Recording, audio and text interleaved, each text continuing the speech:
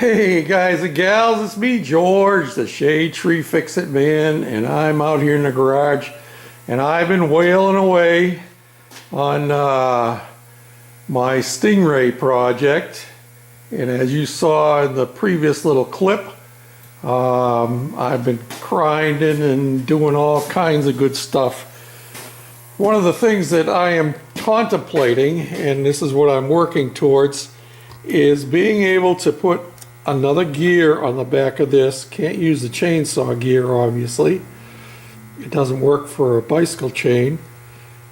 But if I can put another gear on there and have the chain come down to here, and with this new gear setup I just put on, it actually pushes this back sprocket in further so that it's going to be very close to lining up here.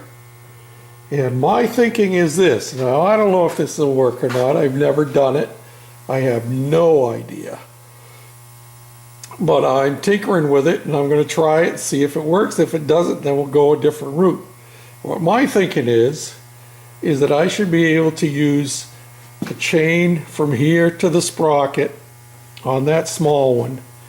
And you notice that this freewheels going forward. And so I could pedal going forward and it wouldn't affect the motor at all. And the motor wouldn't kick in until, but then see, then there brings a problem there. Because then once the motor would kick in, then this thing would always be going. And that means I'd have to pedal 30 miles an hour to keep up with that thing, unless I could figure out a way to put a coaster down on here. Now that's a possibility. Well, see, there you go. Right off the bat, I've got a problem. So I've got to, that's another problem I got to work out. Good idea.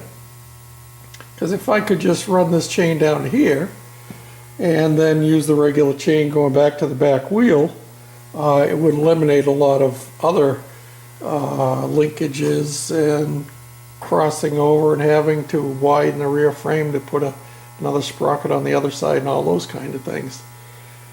So yeah, I've got to this far and now I realize I've got a mistake. I've got a problem I got to work out. But that's the whole fun of it. It's a challenge, you know.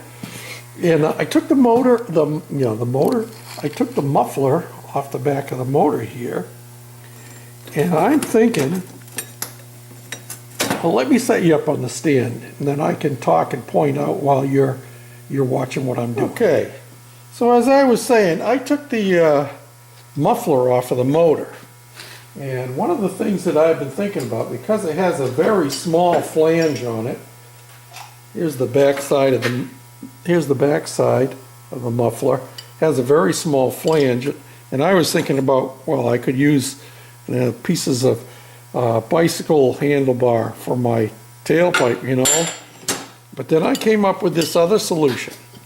And see if I can do this now with two hands. I have these pieces of pipe here. These are actually curtain holdback. Well, you remember these curtain holdbacks? That's what's holding my tank in place in my silent compressor. Well, this is another pair of the same thing. What I'm thinking is that I could braze these puppies together and braze them right on there like that, right? Can you see that? Get the idea? Like that. Yeah, dual pipes, and if I set it up right, I could actually have it set up so that one of them is twisted up and goes over to that side, and then I'll cut this one here and have it go down that side, and I'll have pipes on both sides. Either that, or maybe I'll have both of them go over to that side, and you know, I can actually tie them back together, and then I could use this chrome pipe, you know. So that's another thing I'm tinkering with. But mostly what I've been doing this afternoon is I spent a fair amount of time working on my support for the bicycle. You'll remember when I started it in the last video, everything went flying. And I had a big angle iron tied on the front, and that's what saved it. But I knew I was going to be doing some grinding and some banging and stuff. So one of my subscribers, and I can't remember exactly who it was, I'm going to say it was Stovebolt 50. I'm thinking that's who it was, who suggested that I flip a bicycle sprocket, an old bicycle sprocket, upside down, and that way I could mount that right to my front sprocket that's on the bicycle now. So that's what I did. Had to heat it up a little bit down in here to spread it out so it would go on the outside of my brackets up here. But it works, and you can see I've got it clamped down here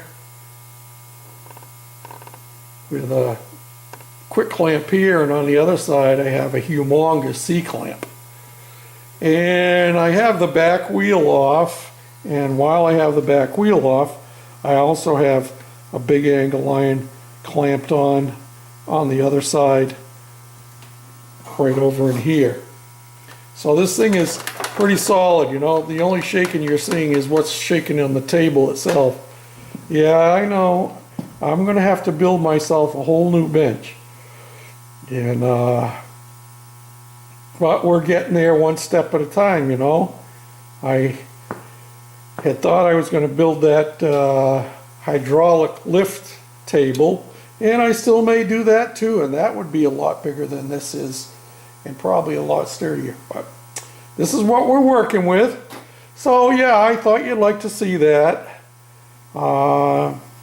See what I'm working on, see how my brain is functioning or not functioning. So there you have it. I got a mess going on here, got stuff flying all over the place, but we're working at it, and that's the important thing.